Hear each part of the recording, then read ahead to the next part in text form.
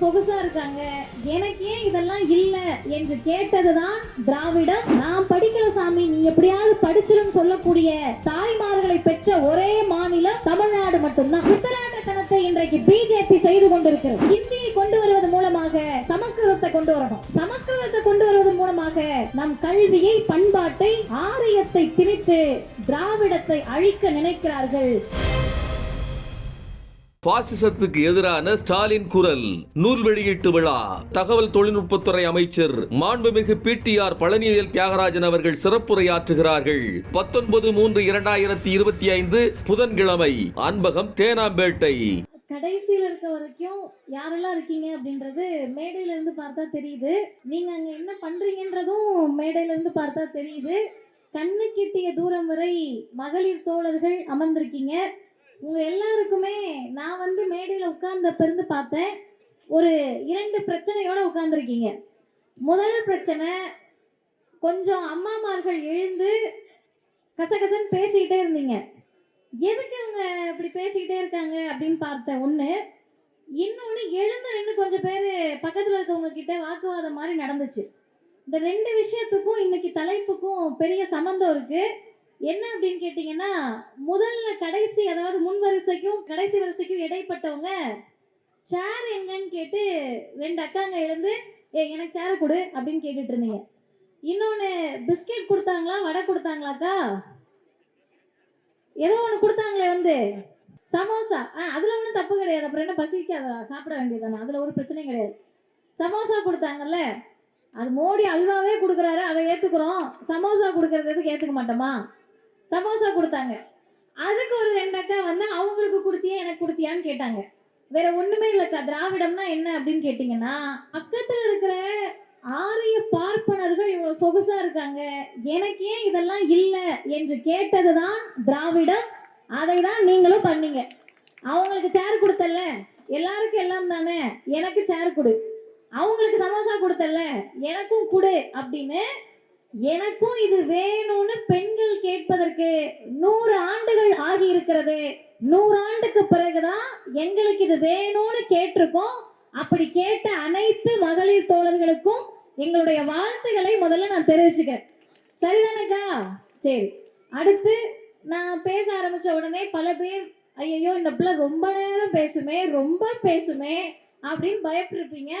சரியாக ஒரு 20 நிமிஷத்துல முடிச்சிடுறேன். நீங்க என் கூட சேர்ந்து பேசிக்கிட்டே இருந்தீங்கன்னா 1 மணி நேரம் ஆகும். அது 1 மணி நேரத்துல முடிக்கிறதா? 20 அங்க வர ஒரு அக்கா பேசுமா, நாளைக்கே நீ பேசுமா அப்படின்றீங்க. நீங்க இருப்பீங்க, பின்னாடி இருக்கவங்க இருக்கணும்ல, அதனால நான் முடிச்சிடுறேன். சிறப்பான நிகழ்வை ஏற்பாடு செய்து தமிழ்நாட்டினுடைய முதலமைச்சர் பிறந்த நாளை தலைமையேற்று நடத்தி கொண்டிருக்கக்கூடிய சமூக வலைதள பொறுப்பாளர், மாநில மகளிர் அணியினுடைய பொறுப்பாளர், 128வது வார்டு மாமன்ற உறுப்பினர், மாநகராட்சி கல்வி நிலைக்குழு உறுப்பினர், பெரும் மதிப்பிற்கும் மரியாதைக்கும் உரிய அன்பு சகோதரி ரத்னா லோகேஸ்வரன் அவர்களே, முன்னிலை ஏற்றிருக்கக்கூடிய வடக்கு பகுதி செயலாளர் அண்ணன் ராசா அவர்களே, தெற்கு பகுதி செயலாளர் அண்ணன் கண்ணன் அவர்களே, முன்னிலை ஏற்றிருக்கக்கூடிய வட்ட செயலாளர்களே, விருகம்பாக்கம் சட்டமன்ற உறுப்பினர், பெரும் மதிப்பிற்கும் மரியாதைக்கும் உரிய ஆற்றல் வாய்ந்த செயல் வீரர் அண்ணன் AMV பிரபாகர் ராஜா அவர்களே, மாநகராட்சி கணக்கு நிலைக்குழு தலைவர் அன்பிற்குரிய சகோதரர் தனசேகரன் அவர்களே, சோழிங்கநல்லூர் மத்திய பகுதி செயலாளர் சட்டமன்ற உறுப்பினர் அன்பிற்குரிய அண்ணன் அரவிந்த ரமேஷ் அவர்கள் உள்ளிட்ட ஆற்றல் வாய்ந்த திராவிட முன்னேற்ற கழகத்தின் அனைத்து நிலை பொறுப்பாளர்களே, எனக்கு முன்னால் இந்த அரசு, தமிழ்நாடு அரசு மகளிருக்காக என்னவெல்லாம் செய்கிறது என்பதை மிக துணிச்சலோடு எங்களால இவ்வளவு செய்ய முடிஞ்சிருக்கு என்பதை உங்களிடத்திலே பதிவு செய்து, இன்னும் நாங்கள் உங்களுக்காக தான் உழைப்போம் என்பதை பதிவு செய்து அமர்ந்திருக்கக்கூடிய திராவிட முன்னேற்ற கழக மகளிர் அணி துணை செயலாளரும் மாண்புமிகு மனிதவள மேலாண்மை துறை அமைச்சருமான அன்பிற்குரிய சகோதரி கயல்விழி செல்வராஜ் அவர்களே, இந்த நிகழ்வில் மட்டுமல்ல, தொடர்ந்து எல்லா நிகழ்வுகளிலும் அவருக்கு இருக்கக்கூடிய ஆற்றல் என்பது, அவருடைய தொகுதிக்கு என்ன செஞ்சிருக்காருன்றதை நீங்க நைட்டு எழுப்பி கேட்டா கூட சொல்லக்கூடிய அளவிற்கு விரல் நுனியில் எல்லா டேட்டாவையும் வைத்திருக்கக்கூடிய ஆற்றல் வாய்ந்த மருத்துவ மற்றும் மக்கள் நல்வாழ்வுத்துறையின் அமைச்சர், பெரும் மதிப்பிற்கும் மரியாதைக்கும் உரிய சகோதரர் மாசு அவர்கள் உள்ளிட்ட அனைத்து தோழர்களுக்கும், குறிப்பாக மகளிர் தோழர்களுக்கும் நான் சார்ந்திருக்கக்கூடிய திராவிடர் கழகத்தின் சார்பிலே அன்பு வணக்கம். நீங்க எல்லாருமே பெருமையோடு இங்க உட்கார்ந்துருக்கணும். முன்வரிசையில இருக்க ஆண்களை விட வந்து உட்கார்ந்துருக்கக்கூடிய பெண்கள், அது என்னோட பாட்டியா இருக்கலாம், எங்க அக்காவா இருக்கலாம், எங்க அம்மாவா இருக்கலாம், என் தங்கச்சியா இருக்கலாம், நீங்கெல்லாம் கெத்தா இருமாப்போடு இந்த கூட்டத்துல உட்காரணும். ஏன்னு கேட்டீங்கன்னா, மற்ற கூட்டத்தில் ஆண்கள் நடத்துவார்கள், நம்ம சும்மா போய் உட்கார்ந்துருப்போம்.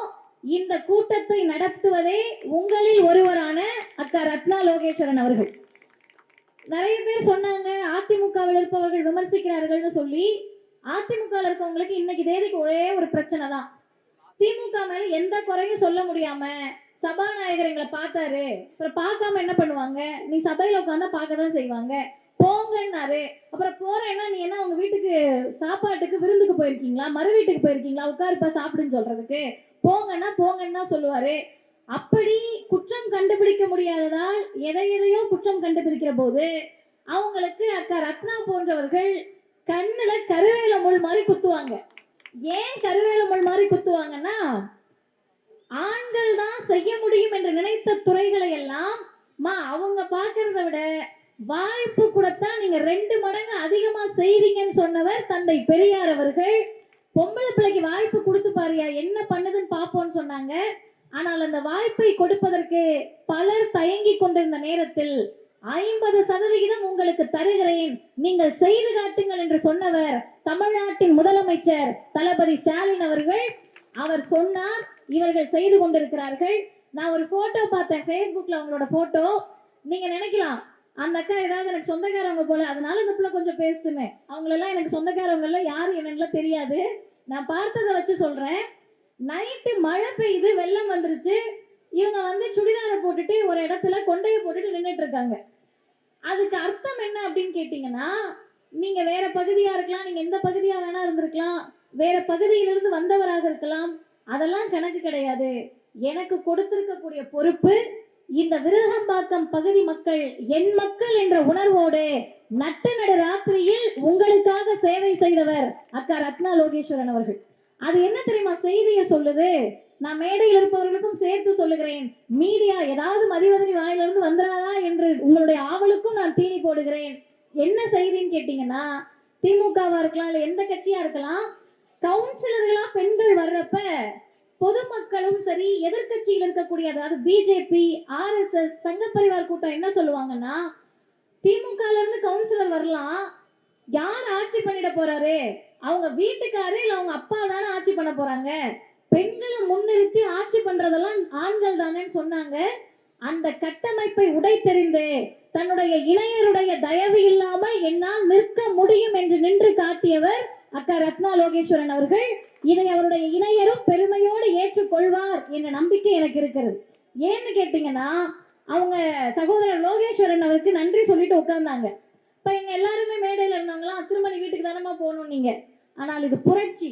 என்ன புரட்சின்னு சொல்றேன், யார் இவங்கன்னு கேட்கிறப்ப லோகேஸ்வரனுடைய மனைவி என்று சொன்ன காலம் போய் ரத்னாவனுடைய கணவர் லோகேஸ்வரன் என்ற நிலைக்கு வந்திருக்கிறோம் என்றால் அதற்கு காரணம் இந்த திராவிடர் இயக்கம். ஏன் இந்த இயக்கத்தை தூக்கி பிடிக்கணும், நீங்க தீக்காரவங்க ஏன் திமுகவை தூக்கி பிடிக்கிறீங்கன்னு கேட்டா அதற்கான பதில் இந்த தலைப்பில் இருக்கிறது. சரித்திரத்தை மாற்றி அமைத்த இயக்கம் திராவிடர் இயக்கம், அரசியல் கட்சி திராவிட முன்னேற்ற கழகம். அம்மாமார்கள்லாம் உட்கார்ந்துருக்கீங்க. நான் ஒரு 2 பேரை பார்த்தேன் மேடையில இருந்து. ஒரு பாட்டி பச்சை கலர் சேலை கட்டிட்டு, நீங்களே தான் பாட்டி பாத்துக்கிறாங்க, நம்ம தான் பச்சை சேலையான்னு. அந்த பாட்டி உட்கார்ந்துருக்காங்க, முடியெல்லாம் ரொம்ப குறைவா இருக்கு. அவங்க உட்கார்ந்து கவனிக்கிறது மேடையில இருக்கவங்க பாத்தீங்கன்னா தெரியும். எதை பற்றி அவங்க கவலைப்படல. பின்னாடி இருக்கவங்க எஞ்சி போனாலும் அந்த பாட்டி உட்கார்ந்து கவனிப்பாங்கன்னு நான் நினைக்கிறேன்.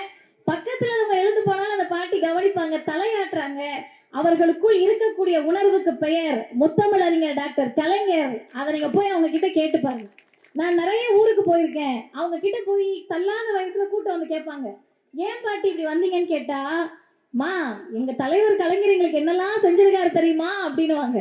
நான் ரீசெண்டா ஒரு வீடியோ பார்த்தேன். அந்த பாட்டிக்கு 93 வயசா. நீங்க கூட பார்த்திருப்பீங்கம்மா, சும்மா யூடியூப்ல போய் பாருங்க, அக்காமார்கள் இளையவர்கள் போய் பாருங்க. கூன் விழுந்திருக்கு அந்த பாட்டிக்கு. ஒரு மெடிக்கல் ஷாப்ல போய் ஏதோ வாங்குறாங்க. அந்த அண்ணன் வீடியோ எடுக்கிறது அந்த பாட்டி பார்க்கல. அந்த பாட்டி பேசினதெல்லாம் நான் பேச முடியாது, போலீஸ் வந்து பெரிய கம்ப்ளைண்டே லான்ச் பண்ணலாம். அந்த அளவுக்கு அந்த பாட்டி வேகமாகி, எங்க ஐயா கலைஞரை பத்தி யாராவது பேசினாங்கன்னு வை, எனக்கு 93 வயசு, நான் என்னதான் பண்றதுக்கு தயாரா இருக்கேன்னாங்க. அப்ப அந்த கடைக்காரர் கேட்கிறாரு வேணும்னு வம்பளுக்க, அப்படி என்ன செஞ்சுட்டாரு கலைஞர்னு கேக்குறாங்க. என்ன செஞ்சாரா? இந்த உழவர் சந்தையை பாக்குறியே, அது கலைஞர் கொண்டு வராம யாரு கொண்டு வந்தது அப்படின்னு அந்த பாட்டி கேக்குறாங்க. அவருக்கு தெரிந்தது உழவர் சந்தை மட்டுமல்ல, அடுத்து அந்த பாட்டி சொல்றாங்க, இன்னைக்கு நாமெல்லாம் நல்லா இருக்கோம்னா அதுக்கு காரணம் தலைவர் கலைஞர் தாயா அப்படின்றாங்கல்ல. அந்த உணர்வோடு அந்த பாட்டி உட்கார்ந்துருக்காங்க. இன்னொரு அக்கா, அந்த அக்காவோட சேலை கலரா சுடிதார் கலரா எனக்கு தெரியல, அவங்க உருவம் மட்டும்தான் தெரியுது, வெள்ளை கலர் நினைக்கிறேன். தலையை குனிகிறாங்க, அடுத்து அந்த புள்ள நம்மளதான் டார்கெட் பண்ணுதுன்னு பேசிக்கிட்டே இருக்கும். கை மட்டும் தெரியுது, தட்டிக்கிட்டே இருக்காங்க அவங்க மட்டும்.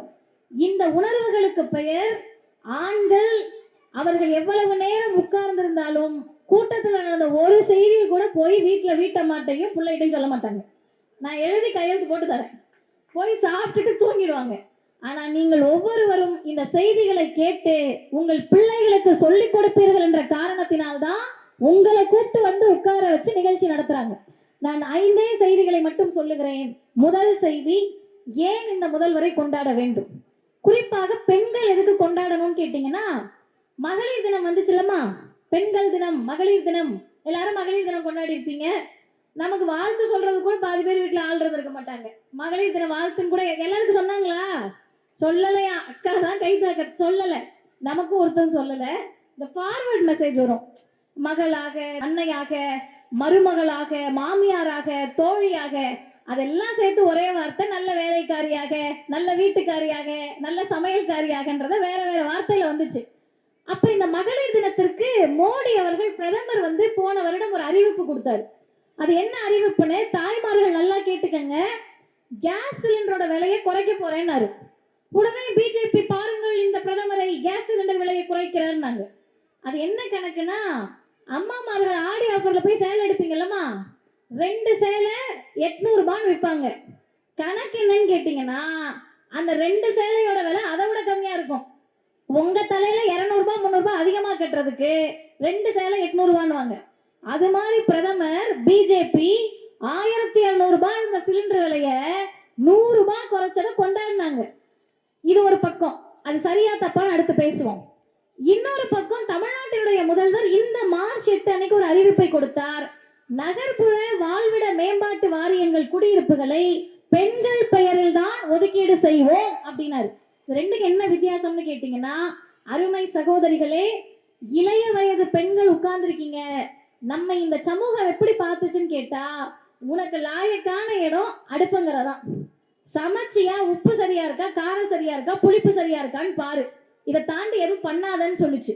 அதையே மோடி ரிவர்ஸ்ல சொன்னாரு, நீ அடுப்பங்கிற விலையை சிலிண்டர் விலையை குறைக்கிறேன்னு. ஆனால் இந்த முதல்வர் பெரியாரின் வழியில், அண்ணாவின் வழியில், கலைஞரின் வழியில் வந்தவர். நீங்கள் அடுப்பங்கரையில் இருக்க வேண்டியவர்கள் அல்ல, ஆளுமை மிக்கவர்களாக இருக்க வேண்டும், சொத்து உங்க பேர்ல இருக்கணும். மாணவர் நகர்ப்புற வாழ்விட மேம்பாட்டு வாரியத்துல பெண்கள் பேர்ல தான் இடஒதுக்கீடு கொடுக்கணும்னாரு. இது ஒண்ணு. ரெண்டாவது முக்கியமானது, நான் இங்க பாக்குறேன், குழந்தைங்களை தூக்கி வச்சுட்டு இருக்கீங்க. அந்த பாப்பா பின்னாடி சிவப்பு சட்டை போட்டுட்டு இருக்கு, இங்க ஒரு குட்டி பையன் இருக்கான், இன்னொரு அக்கா தூக்கி காட்டுறாங்க. இந்த குழந்தைங்க எல்லாம் இருக்குல்ல, இந்த குழந்தைகளை பார்க்க வேண்டிய கடமை யார் தலையில விழுந்ததுன்னா நம்ம தலையில விழுந்ததுதான். ஊருக்கே நம்ம ராணியா இருந்தாலும் சரி, வீட்டுக்கு போய் பிள்ளைய நம்ம தான் வளர்க்கணும். இது எழுதப்படாத சரித்திரம், அதுதான் சரித்திரமாக இருந்தது. இப்ப என்ன பண்றாங்கன்னு பார்த்தா, கலைஞர் பாக்குறாரு, இந்த பிள்ளைங்களெல்லாம் எதுக்கு வளர்க்குறாங்கன்னு பார்த்தா, பிள்ளை பெறக்கூடிய இயந்திரமா வளர்க்குறாங்க அப்படின்னு பெரியார் சொல்றாரு. உங்களுக்குலாம் என்னமா வேலைன்னு கேட்டா, கல்யாணம் பண்ணி வைக்கிற அந்த பிள்ளைய வயிற்றுல நெருப்பு கட்டிக்கிட்டு இருக்கோம், கல்யாணம் கூட சொல்ல மாட்டாங்க, ஒருத்தன் கையில புடிச்சு கொடுக்கணும் அப்படின்னுவாங்க. இப்ப பெரியார் சொன்னாரு, பொம்பளை பிள்ளைய கல்யாணம் பண்ணி வைக்கிறதுக்கு முன்னாடி படிக்க வையான்னாரு. அவர் சொன்னதை கேட்டு இந்த சமூகத்துக்கு கோபம் வந்துச்சு. அப்படி கோபம் வந்த போது கலைஞர் வந்து சொல்றாரு, 8வது வரைக்கும் படிக்க வச்சேன்னா திருமண உதவித்தொகை தருவேன்னாரு. தெரியுங்களா கலைஞர் திருமண உதவித்தொகை தந்தது? இதை என்ன விமர்சனத்துக்குள்ள ஆக்குனாங்கன்னா, இல்ல நம்மளே என்ன கேள்வி கேட்கணும்னா, நியாயமா கலைஞர் என்ன சொல்லியிருக்கணும்? வறுமையில் இருப்பவர்களுக்கு திருமண உதவித்தொகை தரேன், ஏழ்மையில் இருப்பவர்களுக்கு தரேன்னு சொல்லியிருக்கணும். ஆனா கலைஞர் அப்படி சொல்லாம 8வது வரைக்கும் படிக்க வச்சேன்னா தருவேன்னாரு.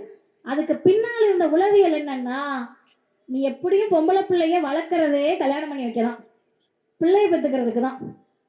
அப்ப படிக்கலான்னு சொன்னா நீ பிள்ளைய அனுப்ப போறது கிடையாது.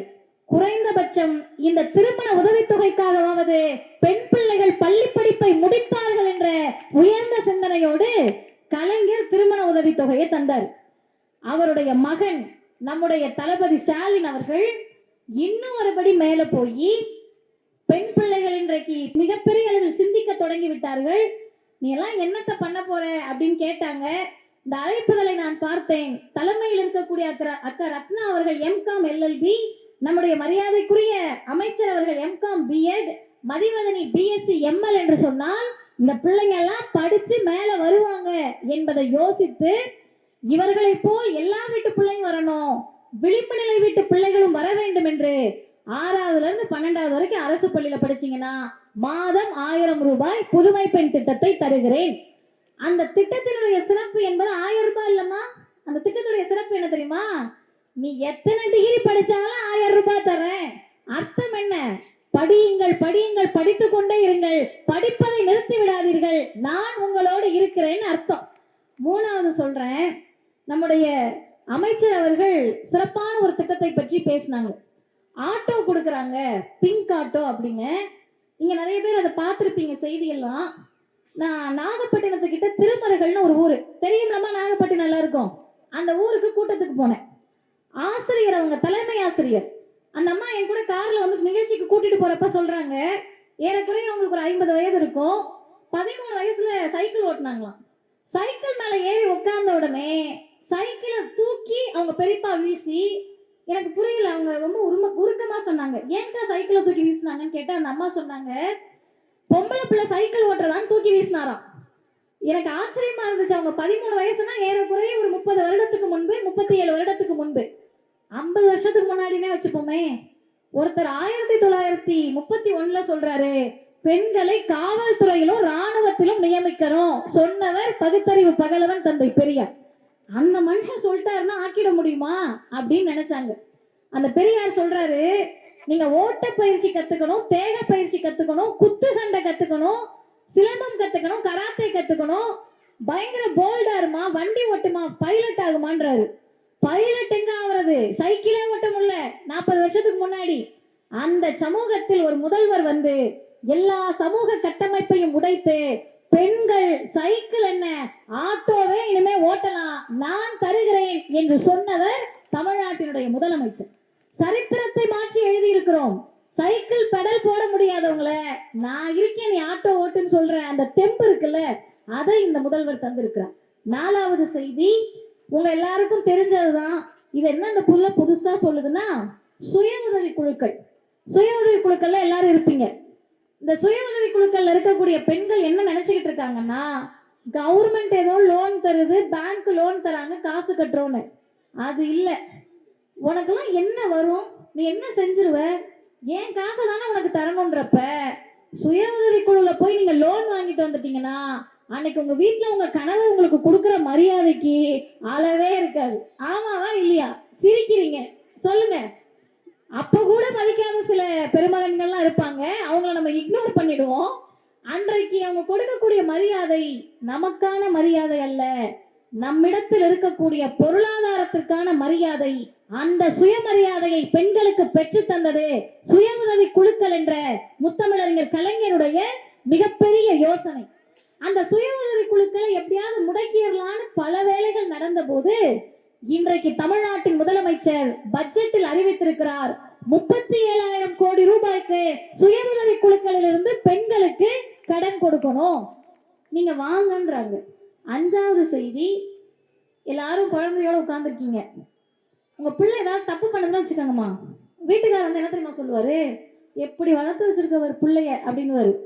அது ஏதாவது நல்லது பண்ணிடுச்சு, ஃபர்ஸ்ட் ரேங்க் வாங்கிடுச்சுன்னு வச்சுக்கோங்க, இது எவரோ ஒரு 100 மார்க் எடுத்து வளர்ந்த ஒரு மாதிரியும், என் பிள்ளை என்ன மாதிரியும் இருக்கான் பாரு அப்படின்வாங்க. இப்ப தப்பு பண்ணா அது அம்மா பிள்ளை, நல்லது பண்ணா அப்பா பிள்ளை. அப்படி இருக்க சமூகத்தில் இந்த பிள்ளைகளை வளர்க்கக்கூடிய தாய்களுக்கு தான் அந்த பிள்ளையுடைய கல்வியின் மீது மிகப்பெரிய கவலை இருக்கும். பிள்ளையை பெற்று வளர்க்கக்கூடிய தாய்க்கு தான், நான் படிக்கல சாமி நீ எப்படியாவது படிச்சிருன்னு சொல்லக்கூடிய தாய்மார்களை பெற்ற ஒரே மாநிலம் தமிழ்நாடு மட்டும்தான். நீங்க வேற எந்த மாநிலத்துல வேணாலும் போய் பாருங்க, பொம்பளை பிள்ளைய படிக்க வைக்கணும்னு தமிழ்நாடு காட்டக்கூடிய ஆர்வத்தை யாரும் காட்ட மாட்டாங்க. இதுக்கும் என்ன இந்த தலைப்புக்கு என்ன சம்பந்தம் கேட்டீங்கன்னா, இந்த கட்டமைப்பை மாற்றுவதற்காக பிஜேபியும் மோடியும் அமித்ஷாவும் புதிய கல்விக் கொள்கைன்னு ஒண்ணு கொண்டு வராங்க. இப்ப நான் ஒரே ஒரு கேள்வி கேட்கிறேன். இந்த ஒரு தம்பி மேல வர பார்த்து கை தட்டிட்டு இருக்காப்ல, அந்த அந்த பையன்கிட்ட மட்டும் அவன் எத்தனாவதுன்னு கேட்டு சொல்லுங்களேன். அப்படியே கொஞ்சம் எனக்கு டேய் பயப்படாத, கேள்வி கேட்கல, எழுந்திரி. அந்த குழந்தை 3வது படிக்குமாக்கா? சும்மா கை உயர்த்தி காட்டுங்க. எத்தனாவது படிக்கிறாரு அவரு? 3. கரெக்டா சொல்லிட்டேன். 3வது படிக்கிறாரு. அந்த பையனுக்கு இப்ப நீங்க ஏதாவது போய் கேளுங்க, பப்ளிக் எக்ஸாம்னா அவன் என்னன்னு அவன் விளக்கம் சொல்லிட்டான்னா இனிமேல் மேடையில் பேசுவதை நான் நிறுத்தி விடுகிறேன். பெட்டு கட்டி நான் சொல்றேன், 3வது படிக்கிற குழந்தைகிட்ட ஏதாவது ஒரு அரசு, ஏதாவது பகுத்தறிவு இருக்கக்கூடிய ஒரு தலைவர் அந்த குழந்தைக்கு பொது தேர்வு வைக்கிறேன்னு சொல்லுவாங்களா? பப்ளிக் எக்ஸாம் வச்சா அந்த பையனுக்கு என்ன தெரியும்? எனக்கு உங்களுடைய மகள் வயது தான், எனக்கு சொல்லுவதற்கு ஒன்றும் கூச்சம் கிடையாது. அந்த பையனுக்கு திடீர்னு யூரின் வந்தா டவுசர் கழட்ட தெரியாத வயசு. அதானங்க உண்மை. உங்க வீட்டுல குழந்தை இருக்கும், என் வீட்டுல எங்க அக்கா பொண்ணு இருக்கு, எல்லார் வீட்லயும் குழந்தை இருக்கும்ல. படிக்க சொன்னீங்கன்னு வச்சுக்கோங்க, அதுகளுக்கு படிச்சு அந்த பேனாவை பிடிச்சி எழுதுறதுக்கு 10 பேர் கூட உட்காந்து டியூஷன் எடுக்கணும். சாப்பிடுறதுக்கு ஒழுங்கா சிந்தாம சாப்பிடுறான்னு சொல்லி கொடுக்கறதுக்கு நமக்கு அவ்வளவு நாள் ஆகும்.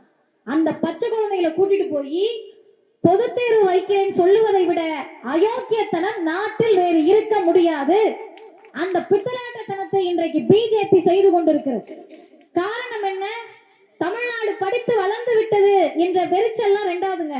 தமிழ்நாட்டு பிள்ளைங்க எல்லாம் படிச்சு வந்து நம்மளை கேள்வி கேட்கறதுலாம் 2வது. முதல் எரிச்சல் உங்களுக்கு என்ன தெரியுமா? இதுக்கெல்லாம் படிச்சதுனால, அறிவு வந்துட்டதுனால கேரளா பார்டர் வரைக்கும் வர முடியுது. தமிழ்நாட்டுல ஒத்த சீட்டு கூட பிஜேபி வாங்க முடியலனா இவர்கள் கல்வியில் சிறந்தவர்களாக இருக்கிறார்கள், சிந்திக்க தெரிஞ்சவங்களா இருக்காங்க. அதை உடைக்கணும்னா இந்த பள்ளி கல்வியை உடைக்கணும். அம்மாமார்கள் புரிஞ்சுக்கங்க. நீங்க அதிமுகல இருக்கலாம், பிஜேபியில இருக்கலாம், இல்ல புதுசா ஆரம்பிச்ச கட்சியில இருக்கலாம், எதுல வேணா இருங்க, அது உங்க சௌரியம், அது ஜனநாயக உரிமை. ஆனால் ஒன்றை நினைத்து விட்டு நீங்கள் யாராக இருந்தாலும் இருங்க. 3வது 5வது 8வதுக்கு பொது தேர்வுன்னு புதிய கல்விக் கொள்கை சொல்லுது. 9வது 10வது 11வது 12வதுல 2 செமஸ்டர் பரீட்சை. அதை முடிச்ச பிறகு உங்க பிள்ளை காலேஜுக்கு போனோம்னா பிஏ இங்கிலீஷ் படிக்கிறதுக்கு கூட நுழைவுத் தேர்வு. டெல்லியில இருந்து நந்தனம் ஆர்ட்ஸ்ல நீங்க சேரணும்னா மோடி வினாத்தாள் அனுப்புவார். இந்த கொடுமைகளை எங்க பிள்ளை ஃபெயில் ஆயிட்டா என்னையா பண்றதுன்னு கேட்டா குலத்தொழிலை கற்றுக் கொடுப்பார்கள். நம்மளுடைய தொழில் என்னமா? இங்க உட்கார்ந்துருக்கோம் இத்தனை பேர் ஆண்கள் எல்லாரையும் சேர்த்து கேட்கிறேன், இந்த வீதியில் இருப்பவர்களை கேட்கிறேன். நம்ம தாத்தா பெரிய ஜட்ஜா இருந்தவரா? நம்ம அப்பா என்ன டாக்டரா? அம்மா என்ன இன்ஜினியரா? முதல் தலைமுறையா படிச்சு வரோம், அதிகபட்சம் 2வது தலைமுறையா படிப்போம். இப்ப குலத்தொழில்னா என்னன்னா, உன் அம்மா டெய்லர்னா நீயும் டெய்லர், உங்க அப்பா கூலி தொழிலாளினா நீயும் கூலி தொழிலாளி. சென்னை போன்ற நகரங்கள்ல நீங்க பெட்டி கடை வச்சுன்னா உன் பிள்ளையும் வந்து பெட்டி கடையை பார்த்துக்கணும்னு சொல்லக்கூடிய அந்த புதிய கல்விக் கொள்கையை எதிர்க்கக்கூடிய துணிச்சல் அடிமை அதிமுகவுக்கு இருந்துச்சா? எதிர்க்கக்கூடிய துணிச்சல் வெளிப்படையாக பிஜேபி என்ற வார்த்தையை சொல்லுவதற்கு புதுசா கட்சி ஆரம்பிச்சிருக்கவங்க இருக்கா? எப்போது பார்த்தாலும் 24 மணி நேரமும் திமுகவை திட்டக்கூடியவர்களுக்கு பிள்ளைகளின் கல்வியின் மீது 1% அக்கறை இருந்ததா? நாங்கள் ஏன் முதல்வரோடு நிற்கிறோம் என்று சொன்னால், இந்த புதிய கல்விக் கொள்கையை நீ 5000 கோடி இல்ல 10,000 கோடி கொடுத்தாலும் ஏற்றுக்கொள்ள முடியாது என்று இந்தியாவில் சொல்லக்கூடிய ஒரே முதலமைச்சர் முதுகிலும் இருக்கக்கூடிய முத்துவேல் கருணாநிதி ஸ்டாலின் என்ற முதலமைச்சரை தவிர வேறு யார் இருக்கா? எங்களுக்கு எங்க பிள்ளைகள் கல்விதான முக்கியம். ஏன் கல்வி முக்கியம்னு கேட்டீங்கன்னா, நமக்கு படிப்பு வராதுன்னு சொன்னாங்கம்மா. நடப்பது ஆரிய திராவிட போர். பெருந்தகை அண்ணா சொன்னார், சிண்டு முடித்திடுவாய் போற்றின்னு. இன்னைக்கு நமக்குள்ள சிண்டு முடிக்கிற வேலையை ஆரியம் பார்த்து கொண்டிருக்கிறது. பார்ப்பனர்களை நீங்கள் என்ன செய்தாலும், எந்த உச்சத்தில் உட்கார வைத்தாலும் திமுக ஆட்சிக்கு வரக்கூடாது என்று நினைப்பதில் முதல் வரிசையில் இருப்பவர்கள் ஆரிய பார்ப்பனர்கள் தான். காரணம் என்ன? கலைஞர் செய்த செய்கை எப்படி, இன்றைக்கு தளபதி செய்யக்கூடிய செய்கை எப்படி? இவங்களுக்கெல்லாம் முன்னாடி பேரறிஞர் அண்ணா இருமொழி கொள்கை என்று செய்த செய்கை தான் இன்றைக்கு பார்ப்பனர்களை விட நம் பிள்ளைகள் படித்து சர்வதேச நிறுவனங்களில் வேலை பார்த்து கொண்டிருக்கிறார்கள். ஒன்னும் பொறுத்துக்க முடியலையே. இதுக்கு முன்னாடி ஒரு தலைவர் அடிச்ச அடி, நீ என்னனாலும் பண்ணு, எங்கனாலும் போ, நீ எவ்வளவு பெரிய ஆளா வேணா இருந்துக்க, கோவில் தான் உன்னுடைய இடம் என்று சொன்னால் அந்த கற்ப கிரகத்துக்குள் என் பிள்ளைகளை கொண்டு வருவேன் என்று தந்தை பெரியார் சொன்னார். செய்து காட்டியவர் முத்தமிழறிஞர் டாக்டர் கலைஞர் அவர்கள். அந்த வெறுப்புல, அந்த கடுப்புல இன்னைக்கு ஆரிய திராவிட போரினுடைய உச்சமாக நம்ம பிள்ளைகளுடைய கல்வியை நாசமாக்குறார்கள். ஹிந்திய கொண்டு வரேன்றாங்க. விருகம்பாக்கத்தில் இருக்கக்கூடியவர்கள் அறிவில் சிறந்தவர்கள். நான் அதை பத்தி ரொம்ப டீட்டெயிலா சொல்ல வேண்டியதில்லை. ஹிந்தி வந்தா என்ன ஆகும், தமிழ் அழிஞ்சிரும் பயப்படுறீங்கன்றாங்க. நான் இந்த மேடையில் அல்ல, எல்லா மேடையிலும் சொல்லுகிறேன், ஹிந்தி 150 வருஷம் ஆச்சு, தமிழ் வந்து 5000 வருஷம் ஆச்சு. உன் தாத்தன் மொழி சமஸ்கிருதத்தால் அழிக்க முடியாத தமிழை ஹிந்தியால் ஒண்ணும் பண்ண முடியாது. எங்கள் பயம் அது கிடையாது. சவுகார்பேட் உங்க எல்லாருக்கும் தெரியும், ஹோலி பண்டிகை கொண்டாடினாங்கல்லம்மா, டிவியில பார்த்துருப்பீங்க. இந்த கலர் சாயத்தெல்லாம் பூசி விளையாடுற பண்டிகை, அது அவர்களுடைய வட இந்திய பண்டிகை. அதில் நமக்கு எந்த விமர்சனமும் கிடையாது, விமர்சிக்க வேண்டிய அவசியம் இல்லை. ஒன்னே ஒன்ன தெளிவா கேட்டுக்கங்க. இது வரைக்கும் நான் பேசின எதையும் நீங்க கவனிக்கனாலும் இதை காதை விரித்து கேட்டுக்கொள்ளுங்கள். ஹோலி கொண்டாடுறப்ப ஒரு பிரைவேட் சேனல், தனியார் தொலைக்காட்சியில ஒரு செய்தி வருது. குழந்தைய தூக்கி யூனிஃபார்மோட அந்த அண்ணன் பின்னாடி வச்சுக்கிட்டு பைக்ல நின்று அவங்க அப்பா பேட்டி கொடுக்குறாரு. என்ன பேட்டின்னு கேட்டீங்கன்னா, குழந்தைய ஸ்கூலுக்கு கூட்டிட்டு போனோம் சார், கூட்டிட்டு போக முடியாம கொண்டாடிக்கிட்டு இருக்காங்கன்னு. அந்த ஸ்கிரீன் அப்படியே திருப்புறாங்க. முழுவதுமாக அந்த இடம் ஃபுல்லா ஹோலி பண்டிகையினுடைய கலர் சாயம். இதை இப்படியே வச்சுக்கிட்டு இன்னொரு பக்கம் வாங்க, இங்க தேவாலயம் இருக்கிறது, போற வழியில கோவில் இருக்கு, மசூதி இருக்கு. கோவில்ல திருவிழா கொண்டாடுவீங்க, சர்ச்சில் கிறிஸ்துமஸ் கொண்டாடுவாங்க, மசூதியில் ரம்ஜான் பண்டிகை அன்னைக்கு கோலாகலமா இருக்கும். நீங்க எவ்வளவு பெரிய திருவிழா நடத்தினாலும் சரி, படிக்கிற புள்ள யூனிஃபார்மோட வண்டியில வந்தா எல்லாரும் ஒதுக்கி வழிவிட்டால் அது தமிழ்நாடு. நீங்கள் கொண்டாடக்கூடிய பண்டிகைக்காக ஸ்கூலுக்கு போற பிள்ளைகளை வழிமறித்தால் அது வட இந்திய பண்பாடாக இருக்கிறது. அந்த பண்பாட்டை, கலாச்சாரத்தை தமிழர்கள் மேல திணிக்கணும்னா முதல்ல ஹிந்தியை கொண்டு வரணும். ஹிந்தியை கொண்டு வருவது மூலமாக சமஸ்கிருதத்தை கொண்டு வரணும். சமஸ்கிருதத்தை கொண்டு வருவதன் மூலமாக நம் கல்வியை, பண்பாட்டை, ஆரியத்தை திணித்து திராவிடத்தை அழிக்க நினைக்கிறார்கள். ஆனால் இப்போது அல்ல, இன்னும் 100 ஆண்டுகள் ஆனாலும் நான் இருக்கின்ற வரை உங்களால் காலூன்ற முடியாது என்று முதுகெலும்போடு சொன்ன முதலமைச்சர் தமிழ்நாட்டினுடைய முதலமைச்சர். அதனால் அவர் பக்கத்தில் நிற்கிறோம். இறுதியாக ஒன்றை சொல்லி முடிக்கிறேன். அருமை சகோதரிகளே, பேரன்புக்குரியவர்களே, இன்றைக்கு நாங்க போறப்பவே வழியில் என்ன வேணாலும் ஆகலாம். மனித வாழ்க்கை என்பது நிரந்தரமானது கிடையாது. எந்த நேரத்திலும் மரணம் வரலாம் என்பதை நினைத்துக் கொண்டு வாழக்கூடியவர்கள் தான் பகுத்தறிவாளர்கள். அப்படி வரக்கூடிய சூழலில் மேடையில் பேசக்கூடிய மதிவதனி ஏதோ ஒரு சூழலில் உயிர்விட நேர்கின்ற போது, என்ன மட்டும் இல்ல, நான் திமுக இருக்கக்கூடிய உண்மை தொண்டர்களை சொல்லுகிறேன், மரணிக்கக்கூடிய தருவாயில் எங்களுக்கு என்ன பெருமை இருக்கும்னு கேட்டா, எங்கள் பிள்ளைகளை நாசமாக்க வந்த புதிய கல்விக் கொள்கையை, ஹிந்தியை, மும்மொழி கொள்கையை எதிர்த்து நின்றுதான் செத்தோன்ற பெருமை இருக்கும். பிஜேபியில் இருப்பவர்கள், அடிமை அதிமுகவில் இருப்பவர்கள், பேரறிஞர் அண்ணாவினுடைய பெயரை தாங்கி நின்று வெட்கமின்றி கட்சி நடத்தி கொண்டிருக்கக்கூடியவர்களை நான் வெளிப்படையாக சொல்லுகிறேன், கொஞ்சமேனும் உங்களுக்கு உங்க பிள்ளை உங்களை பார்த்து கேட்கும், எப்ப என்ன படிக்க கூடாதுன்னு நினைச்ச மோடி கட்சியிலயா நீ இருந்த என்று உங்களை பார்த்து கேட்கும். எப்ப இருமொழி கொள்கையை தாங்கி நின்றவர் பேரறிஞர் அண்ணா, அவர் பேரை கட்சியில வச்சுக்கிட்டு அதை எதிர்த்து ஆர்ப்பாட்டம் பண்ணாம தக்காளி சட்னியா ரத்தமான காமெடி பண்ணிட்டு இருக்க அதிமுகவிலேயா நீங்கள் இருந்தீர்கள் என்று உங்கள் குழந்தைகள் உங்களை பார்த்து எள்ளி நகையாடும். அப்ப நிற்கக்கூடியவர்கள் இந்த முதல்வரின் கரத்தை, எங்கள் கழகத்தின் தலைவர் ஆசிரியர் சொல்லுவது போல, இன்னும் பல 10 ஆண்டுகளுக்கு முதல்வரின் கரத்தை வலுப்படுத்த காத்திருக்கிறோம். எங்களுக்காக அல்ல, அவருக்காக அல்ல, திமுகவுக்காக அல்ல, உட்கார்ந்து அமர்ந்து கேட்டுக் கொண்டிருக்கக்கூடிய ஒவ்வொருவர் வீட்டு பிள்ளைகளுக்காகவும் என்று சொல்லி நிறைவு செய்கிறேன். வாய்ப்புக்கு நன்றி, வணக்கம். பாசிசத்துக்கு எதிரான ஸ்டாலின் குரல் நூல் வெளியீட்டு விழா. தகவல் தொழில்நுட்பத்துறை அமைச்சர் மாண்புமிகு PTR பழனிவேல் தியாகராஜன் அவர்கள் சிறப்புரையாற்றுகிறார்கள். 19/3/2025 புதன்கிழமை, அன்பகம், தேனாம்பேட்டை.